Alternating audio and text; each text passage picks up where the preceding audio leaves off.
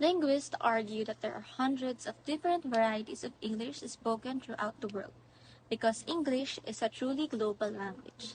Let us first define what is World Englishes. World Englishes is used to refer to all the different varieties of English that are spoken around the world. World Englishes are sometimes named Global Englishes or International Englishes.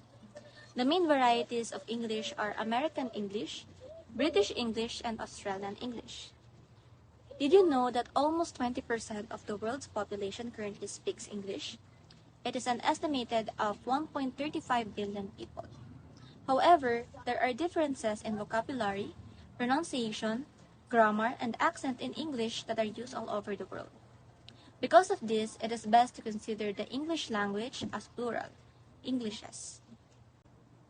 Next, let me introduce to you Braj Kachru. He coined the term World Englishes and studied the spread of English throughout the world. In 1985, Kachru developed the three concentric circles of English, also known as the three circles of English. It is composed of the inner circle, the outer circle, and the expanding circle. The first one is the inner circle. These are the nations where English is spoken as a first language and typically regarded as the native English speakers. According to Kachru, these nations are norm-providing, which means that it is in these nations where English language norms are developed. The second one is the outer circle. English is spoken as a second language in these nations. English is still used extensively in different contexts, such as the primary language of instruction in schools or the language of choice for conducting business.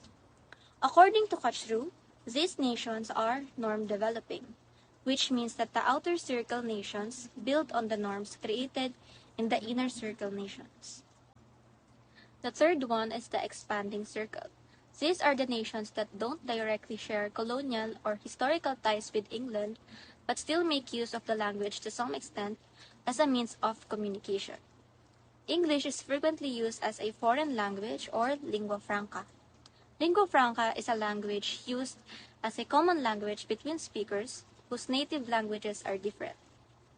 According to Kachru, these nations are norm-dependent, which means they generally don't develop their own distinct Englishes and instead look to the inner and outer circles to learn how to speak English. The countries belonging to the outer and expanding circles have been colonized by some member countries in the inner circle, making the varieties they speak as post-colonial.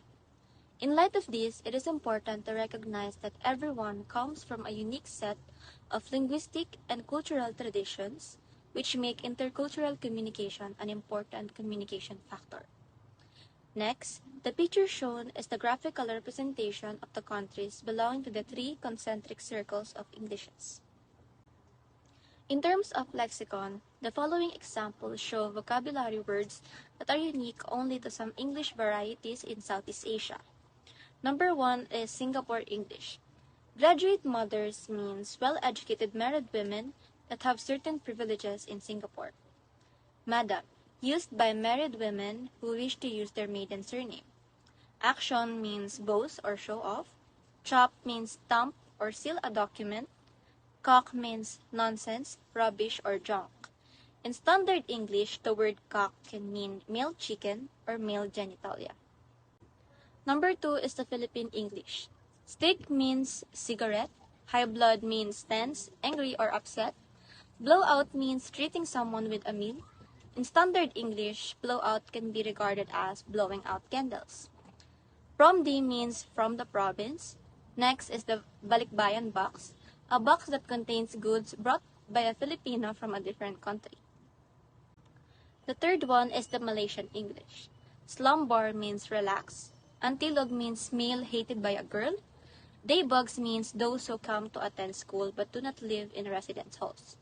In standard English, the word daybugs can be regarded as insects. In 1985, Gonzalez identified the following lexical features in the Philippine English. Number 1 is the preference to specific words and phrases, specifically shall, could, such, were in and of, to indicate ownership or possession. Examples are CR, we use CR instead of bathroom, brown out instead of blackout, coarse instead of mature, and slippers instead of flip-flops. Number 2 is the unusual words and collocations, specific phrases, and word combinations that may have initially been mistaken for other collocations, but are now fixed combinations in their own right due to frequent use.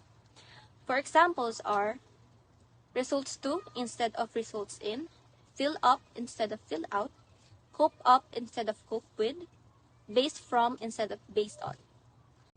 Number 3 is using prepositions in unusual ways, including omission of preposition in two-word verbs, addition of prepositions to verb phrases, and local use of different prepositions and noun phrases following certain verbs or adjectives.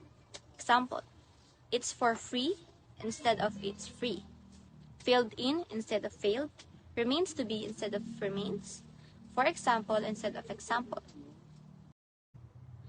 The grammatical and syntactic features of Philippine English identified include the following. Number 1 is the word order features.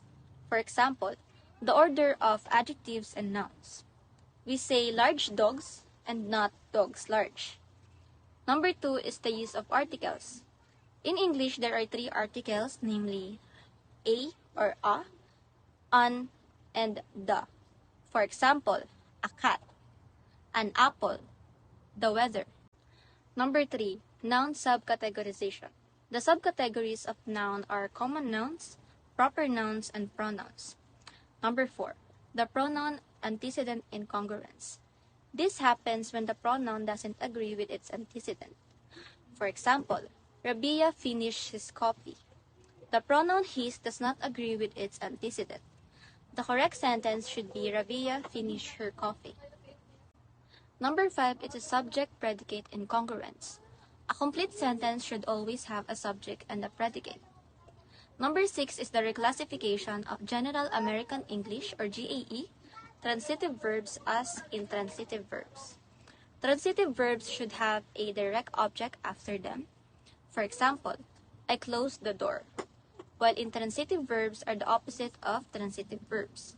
For example, I was sleeping. Number 7, tense aspect usage consisting of unusual use of verb forms and tenses. The importance of the varieties of English are awareness. Be considerate and sensitive to the people around you. Number 2 is to avoid misunderstanding or communication breakdown. Number 3 is overcome language barriers. And number 4, enhance personal and social interaction.